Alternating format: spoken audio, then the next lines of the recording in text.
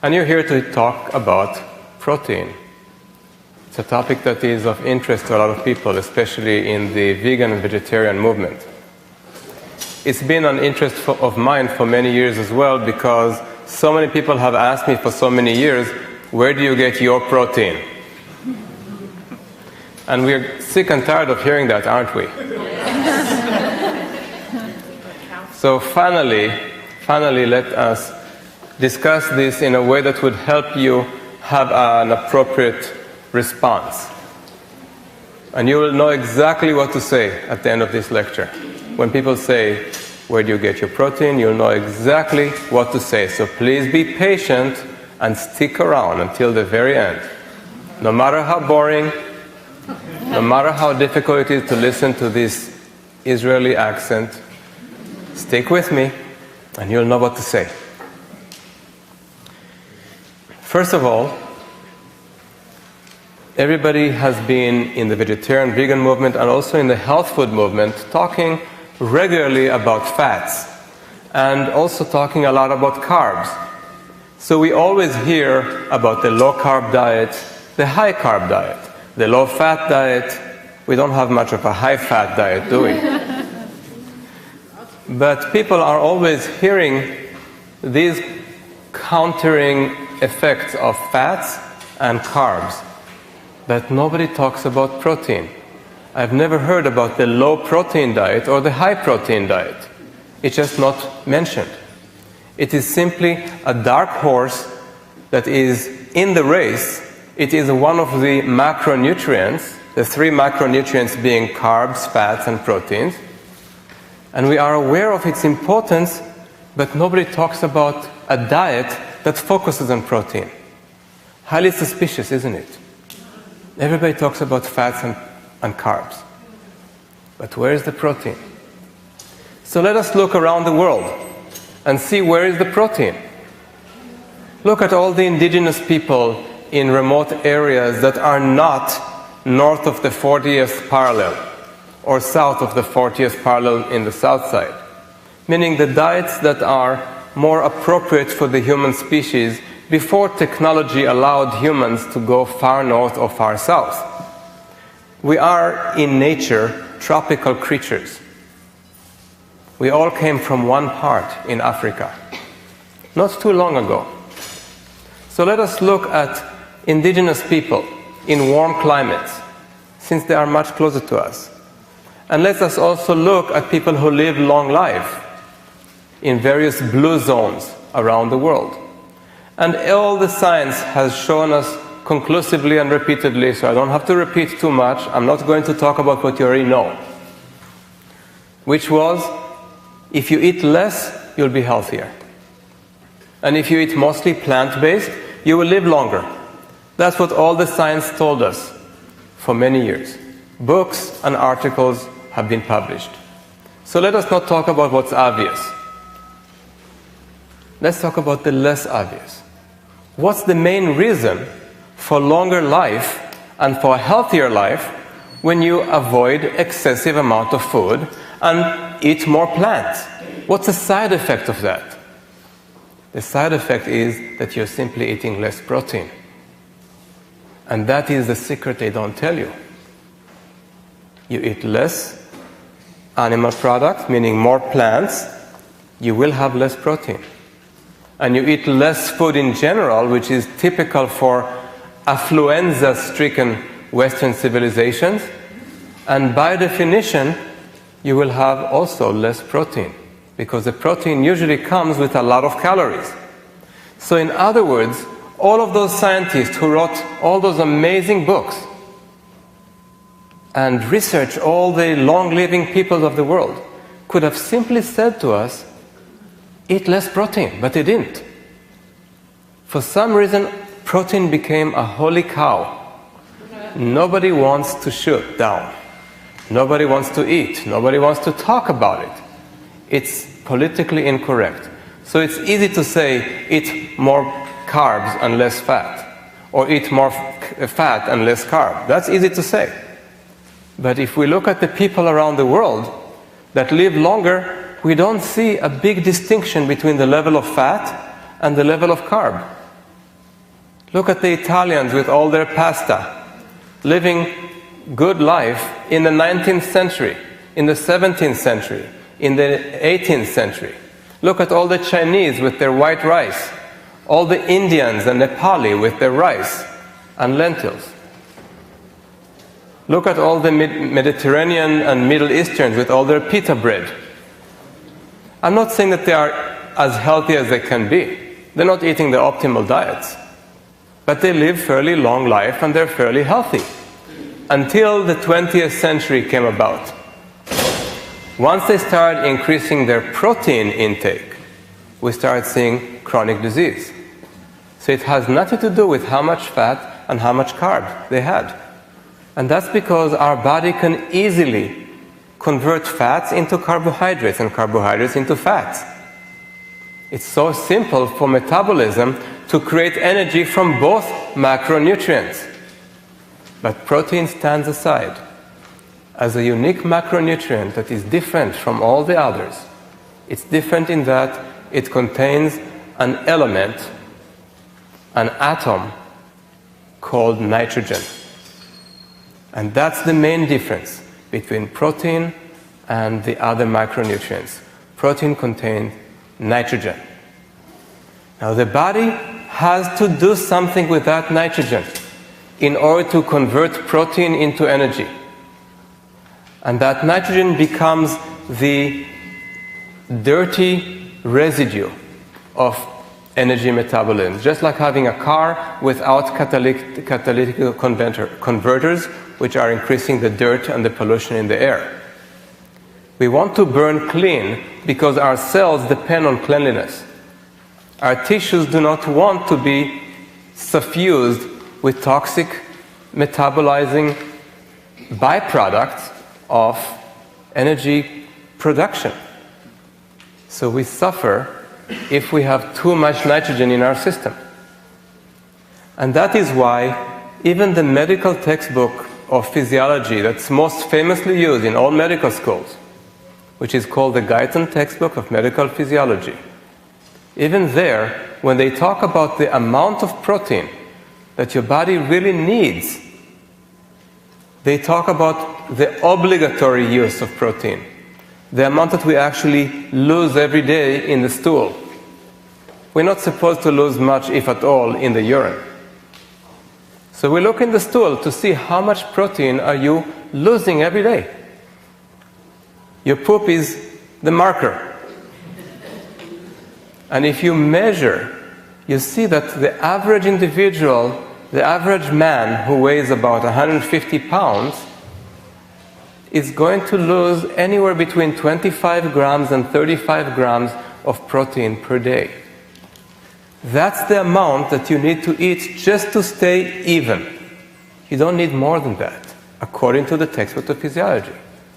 But that textbook does not take into account indigenous people in some places who eat even less protein than that and they're still doing okay. So what's the story with them? Why are some indigenous people in Africa able to sustain themselves of 15 or 20 grams of protein per day? The answer is recycling. If you eat less, you recycle more. You lose less. Because your body knows how to continuously conserve the amount of amino acids available to it for its various function. So the more protein you eat, the more you lose. The body does not need to conserve as much. So even the 25 to 35 grams that is written in the medical book, even that is generous overall in quantity. But we want to be generous, don't we?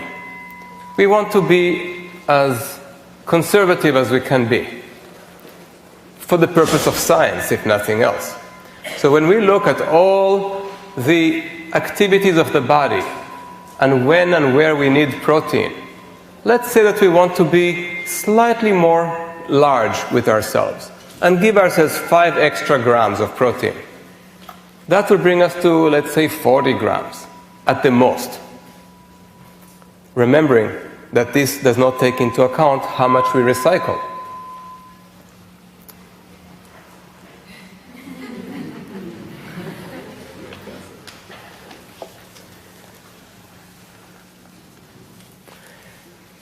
Now, if you are a typical American, which most of you are atypical Americans, you are here, but you have been influenced by a lot of typical Americans in your life. And they have always told you that protein is primary in our body. It's proteus. Proteus means primary, extremely important. And that's based on old scientists who are no longer alive to undo the damage. They said, after investigating the body, the tissues, the cells, that a really important part of every cell in your body were proteins. And as a result, we assume that protein must be coming into our body in large amounts. But this is a little faulty, because on the contrary, if you can recycle extremely well, that's because the body needs to conserve what it has, and therefore you're not going to be ever necessarily in lack of such a nutrient. As long as you keep conserving it and building with it, and it stays in your body. For example, whenever you poop, as we said earlier, half of your poop by volume is the cells sloughing from your own gastrointestinal tract. And those cells contain a lot of protein which gets recycled. The body absorbs it. That's why we don't really miss much. Also, amino acids are very different from other nutrients like minerals, for example. Minerals, when they get into your body, they have a hard time being absorbed because they compete with each other for absorption. And the body does nothing to absorb them. Your body just sits there passively and hopes that through diffusion, some minerals will make it into your circulation. Unfortunately, today's foods are not as rich with minerals as they once were. So we are getting more and more deficient in minerals as a society. 80 to 90% of people are deficient in zinc, in magnesium, molybdenum, selenium, etc. All of those minerals, when they come in our body, they don't have an easy way because they compete for the receptors in our gastrointestinal lining. And we end up, if we take a lot of minerals in one supplement, and they are the typical minerals that occur in nature, in ionic forms, they will not be absorbed very well. Most of them will remain in your digestive system and cause diarrhea because of a process called osmosis. So the more minerals you have, for example, if you take mineral ascorbates or vitamin C powder, vitamin C powder contains a lot of minerals to buffer the acidic nature of it. Those minerals end up in your digestive system, and if you take a lot of that, you will have diarrhea. And if you have constipation, it's a perfect treatment for constipation because it brings more water into your poop, so it doesn't remain so dry and compacted.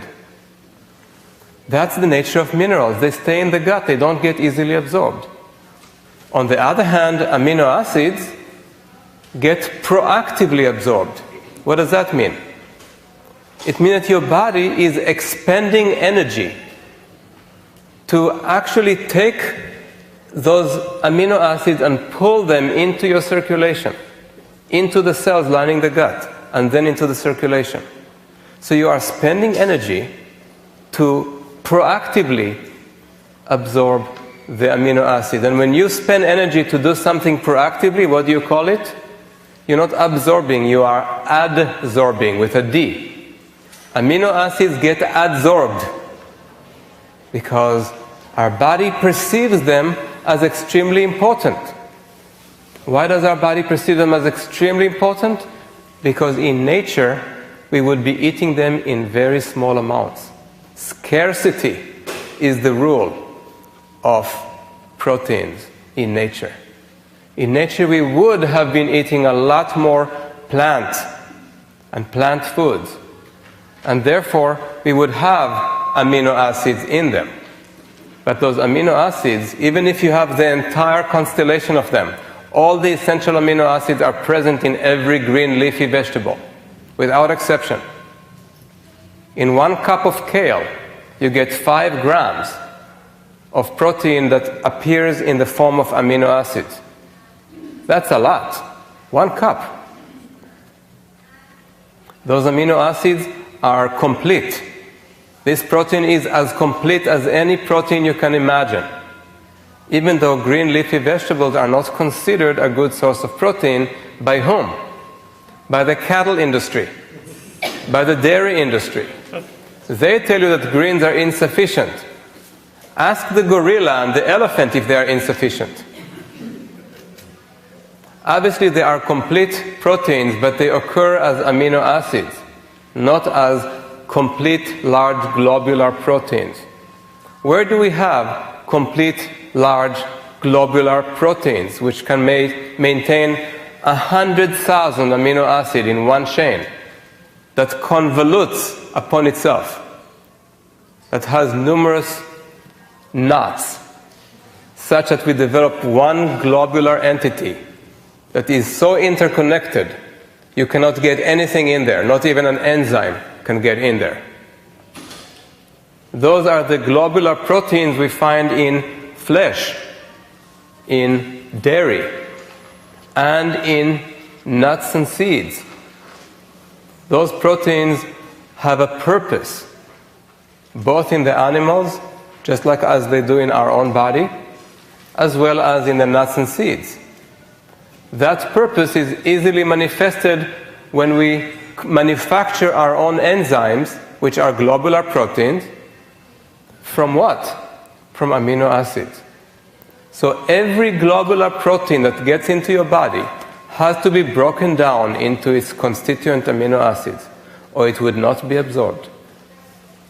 So you are spending a lot of energy just breaking down proteins to the situation where they exist already in the green leafy vegetables and in the fruit and in other plant matter besides the seeds. Those amino acids are much easier for us to digest and to absorb because we don't have to break them down. But as soon as we have them in amino acids in the gut, in that form, that's when we spend the energy to absorb them, to adsorb them. And that's a very important distinction. Nature tells us how much we would have been exposed to in the past.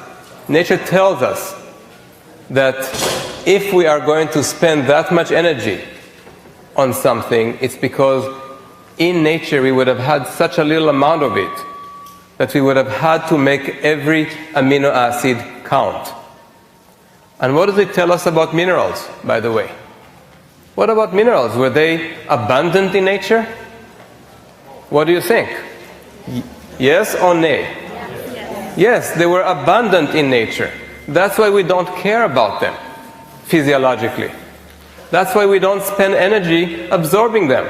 Because every food in nature, every green leafy vegetable, every plant that we ate has been rich with minerals, because those minerals were rich in the soil. And the plants that grow wild have deep roots, unlike the agricultural produce today. We would have had a lot of minerals, we would never have to worry about them. Plus, in nature, we would not be eating so many foods that make us deplete our mineral storage. When do you lose minerals? When you eat extremely high protein foods. You lose minerals because high protein foods burn in a way that leads to acid formation. Acetic acid, lactic acid, beta-hydroxybutyric acid, phosphoric acid, sulfuric acid. Those are all the acids that occur as a result of burning protein, digesting, metabolizing protein. All those acids build up in our tissues, and we have to leach minerals out of our main storage, the bones, the teeth. So we lose minerals as a result of high protein foods, but also our diet today includes many other things, like stimulants, coffee, chocolate, and other stimulants that cause our kidneys to open wide and allow too many minerals to be secreted in the urine. So our diet today makes us much more needy for minerals than we would have in nature.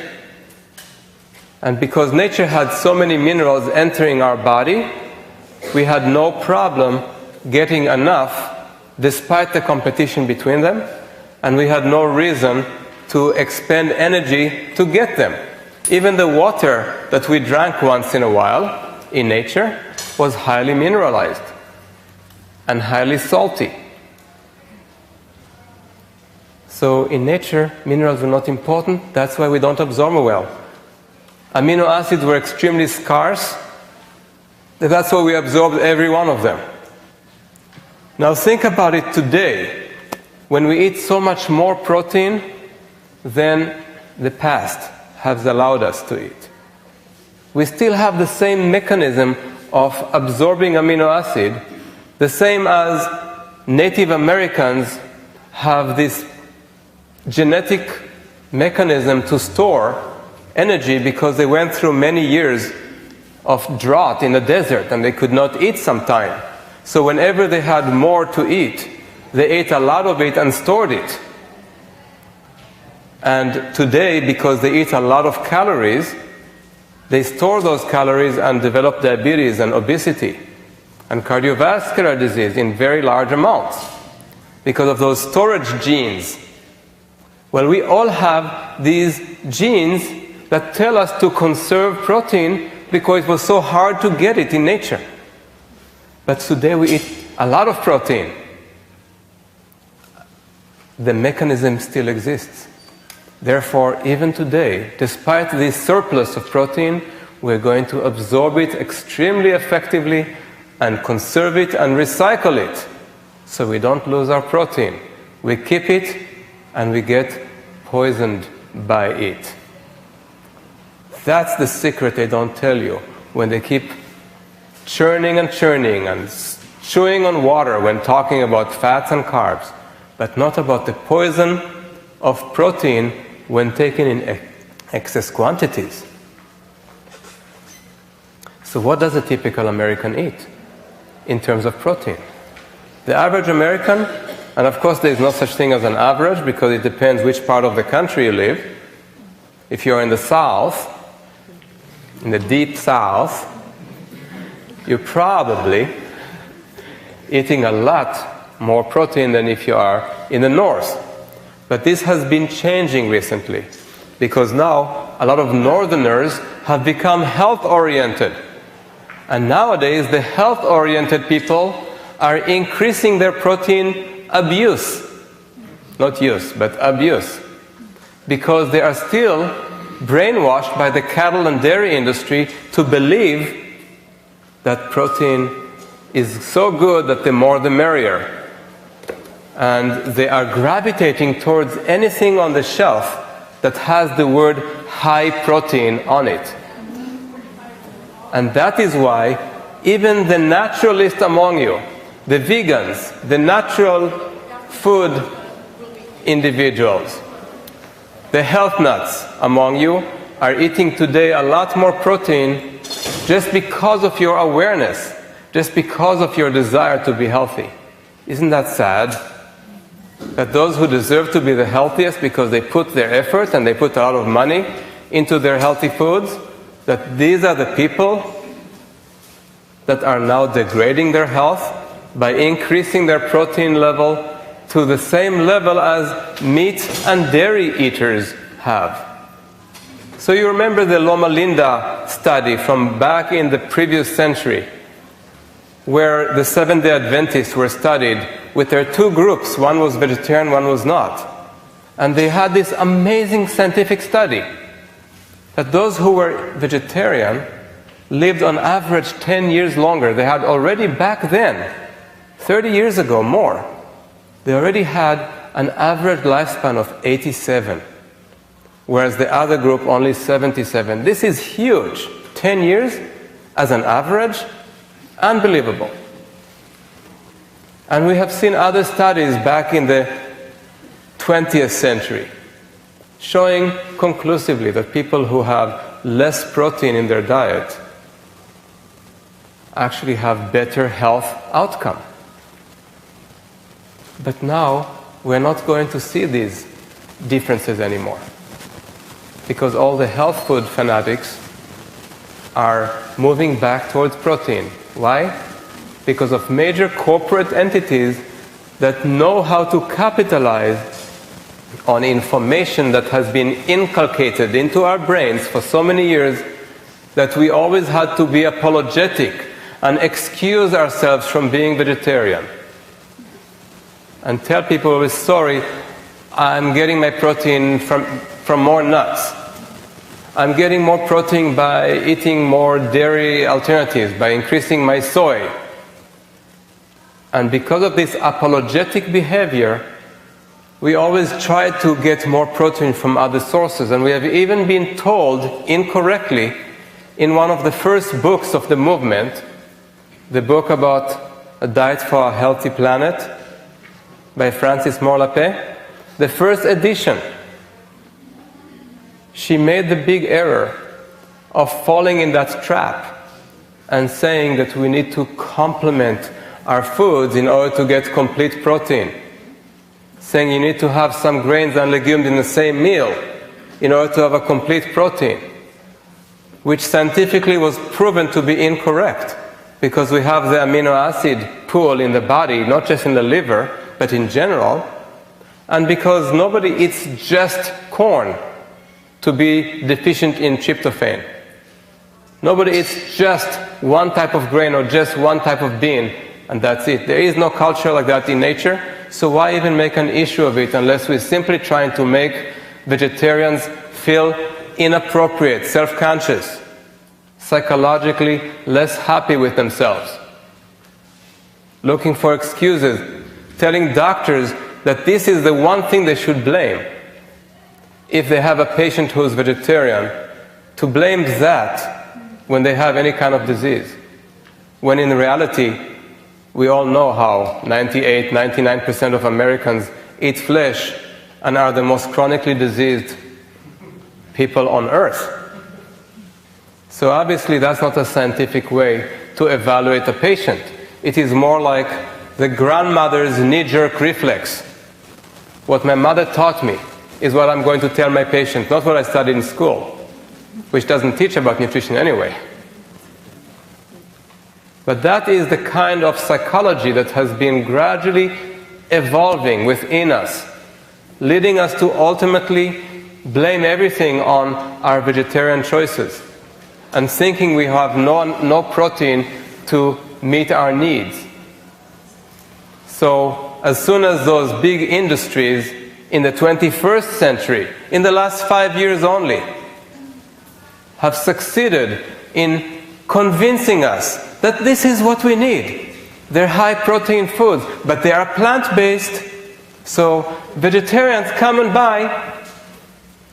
So you have all those bags that are high protein plant-based foods, high protein bars, high protein snacks, and we all are buying it because we are no better than the cigarette smokers who bought cigarettes 60 years ago because they thought it was good for them, because there were some medical studies, sponsored by the tobacco industry of course, that proved that smoking cigarettes will be good for your health.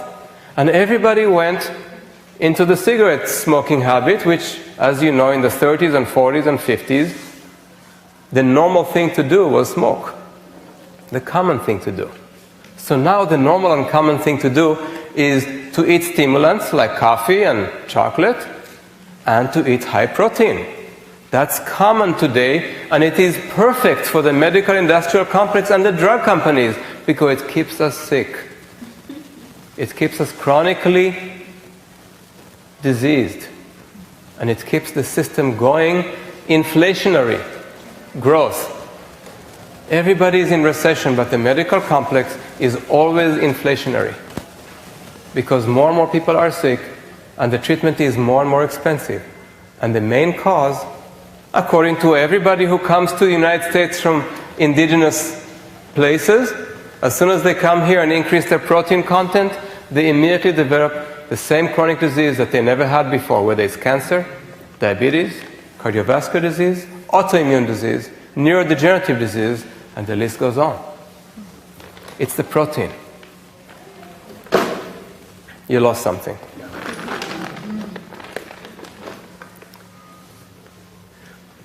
So the average American health food fanatic, if you want to use that term, in the 21st century has bought this concept that was started many years ago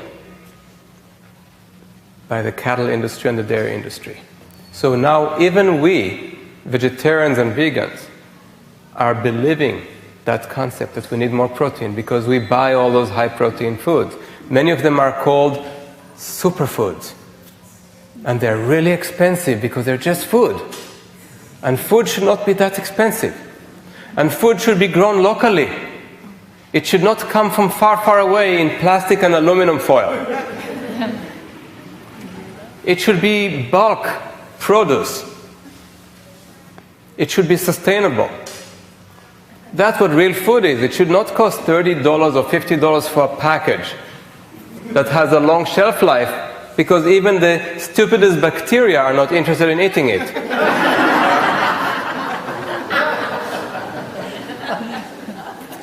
Yet what do? We fall in that trap. Now, I feel sorry for a lot of those industries, and especially the salespeople who represent them, because they really mean well. They think they've discovered some kind of an elixir of youth.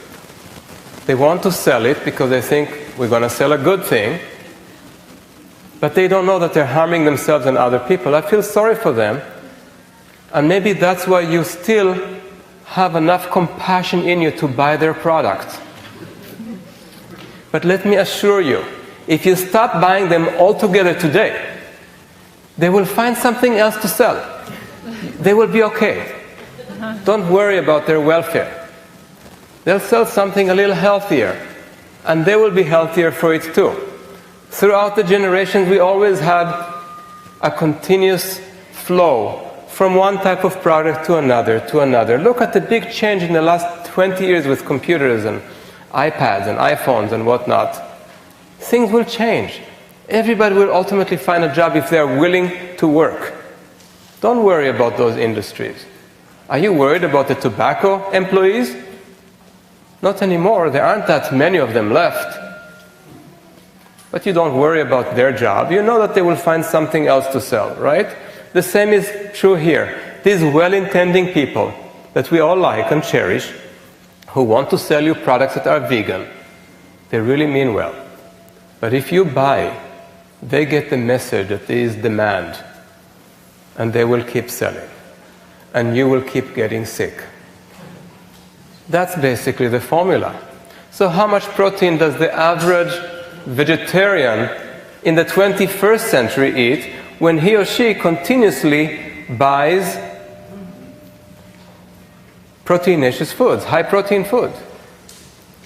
Maybe on average 90 to 100 grams of proteins. Remember how much we actually need. And we'll talk about athletes in a minute and bodybuilders and so on, because I know some of you would want to ask. But before that, if we actually eat between 90 and 110 grams of protein, let us investigate what would the most strict vegan will eat in protein, in grams. And when I say protein, I mean loosely the total or the totality of amino acids and protein in every given day.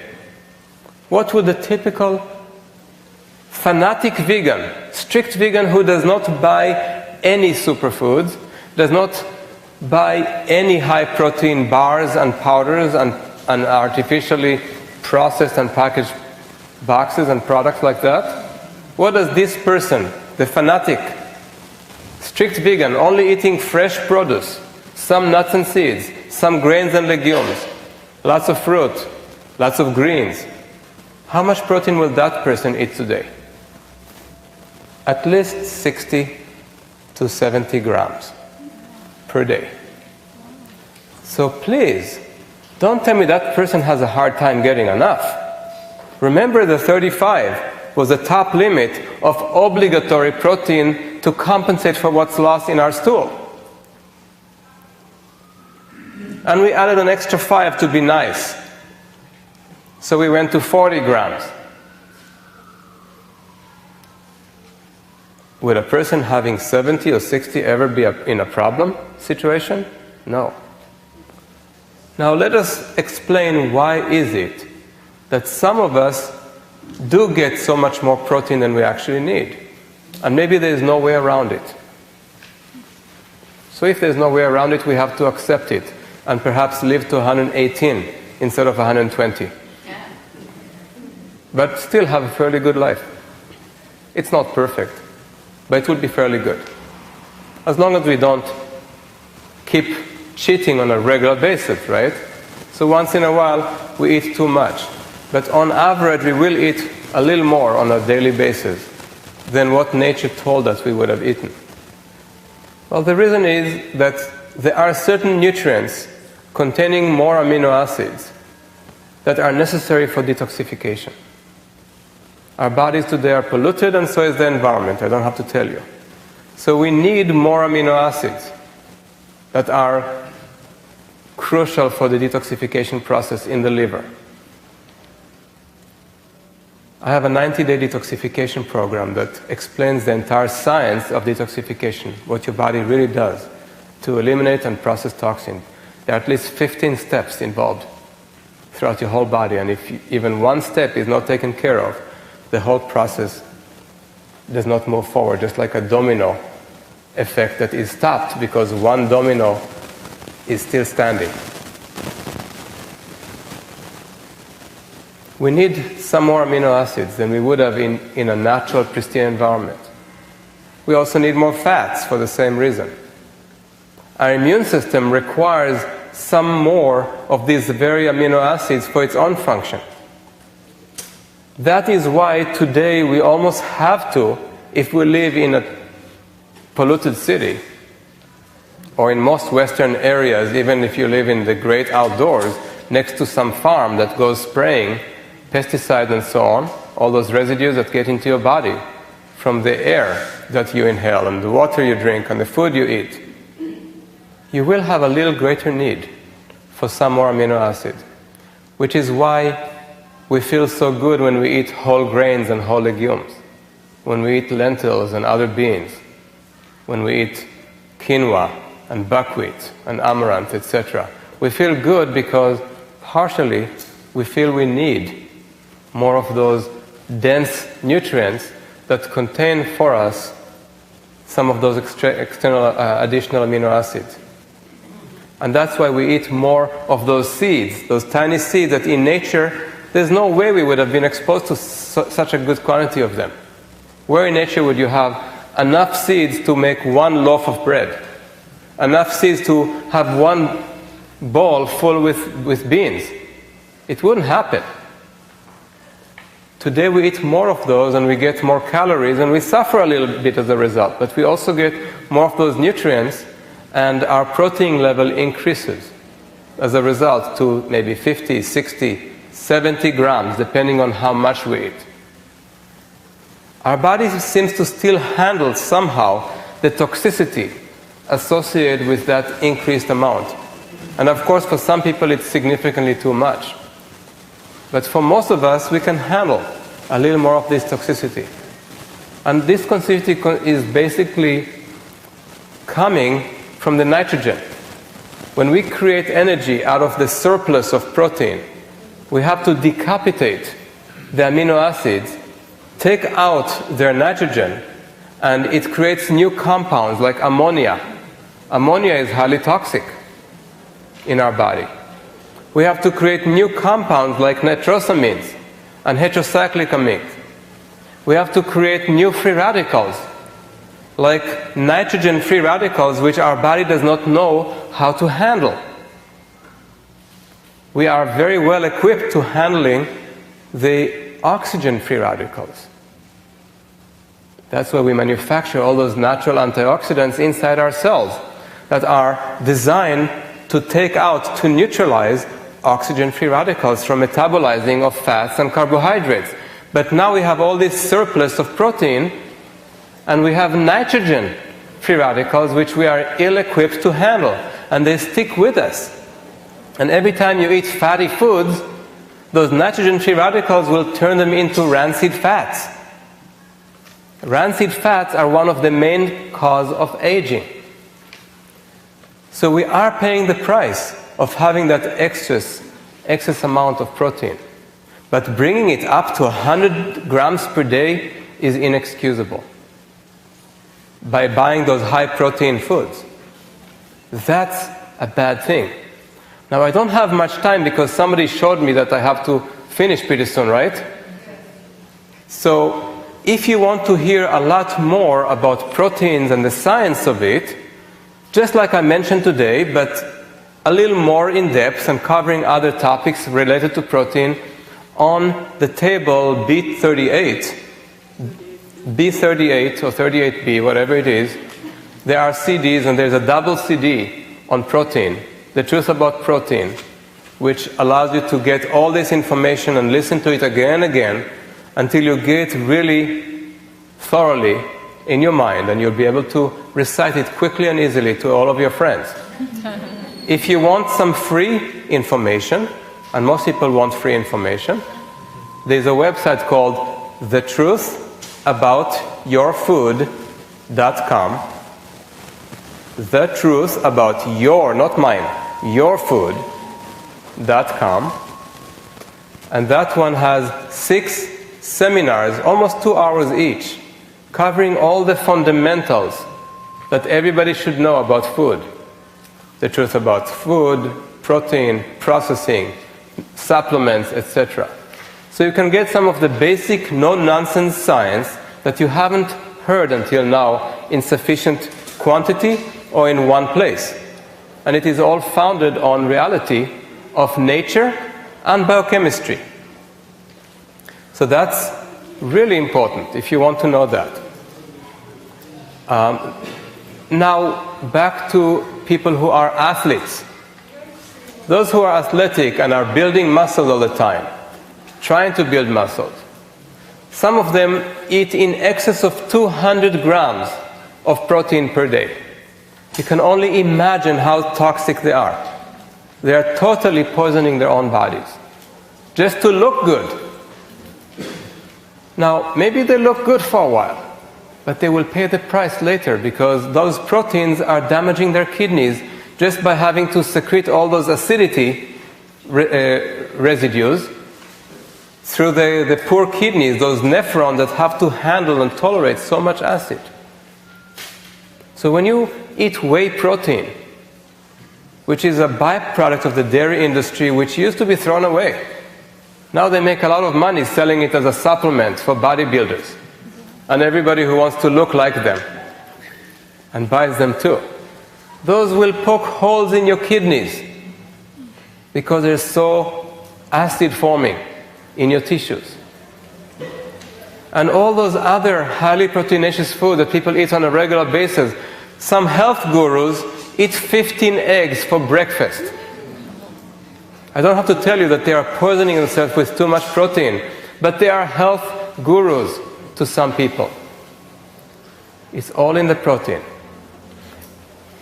Some people will not eat so many, not to go above 200 grams. They will say, I still want to maintain muscle mass and avoid losing weight. Remember, it's not about the protein, whether you lose weight or not. It's about the calories and your metabolism. So if you have enough fat and enough carbs, you're not going to have a problem losing weight. On the contrary, you might gain some. It's not about the protein that you would need in order to gain weight or to keep it. And if you want to increase protein content of your muscles, by adding a few grams of muscles every day, even the strongest bodybuilders, the ones who are most successful, never exceed 10 grams gain of protein in terms of muscle mass per day. 10 grams is a lot. I'm being really generous, because 10 grams normally would mean at least a big percentage of that would be water, because each cell, including muscle cell, is mostly water. But if we gain 10 grams of muscle mass per day and want to be generous and say that the entire 10 grams are protein, then think about it. You might go from 40 grams obligatory use plus 5 grams being nice and generous, then another 10 grams. So you get to 50. 50 grams. Even the strictest vegan has more than that, as we said earlier. Nobody is going to be deficient. Unless you are starving calorically and eat nothing but white sugar and white flour. Nothing but that. It's very rare that anybody in our society would fit these parameters, because if you have enough calories, you have enough to convert to energy, and your entire intake of protein will be continuously reused for building. You won't lose any. Only people who are starving calorically could end up in great need of using their paucity of protein for energy production. But most of us have already too many calories to begin with. So all the excess protein is going to be converted to energy and lead to poisoning, to cancer, to toxic agents that I mentioned in that Truth About Protein CD.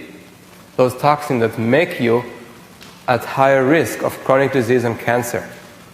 And the last aspect here, before I give you the answer to all of those people who bug you about where you get your protein, the last thing I want to mention is the nature of globular protein. The kind of protein that is only found in flesh, dairy, nuts, seeds, grains, legumes, which makes us have to avoid excess of those, especially the nuts and seeds, which are difficult to digest because of the high level of polyunsaturated fats. So I usually tell people not to have more than 3 or 4 tablespoons of nuts and seeds per day. And that is in my 6 free teleseminars at thetruthaboutyourfood.com. What you should be eating. So you can never say I'm hungry after you listen to that one. Those 3 to 4 tablespoons prevent us from having significant digestive dysfunction.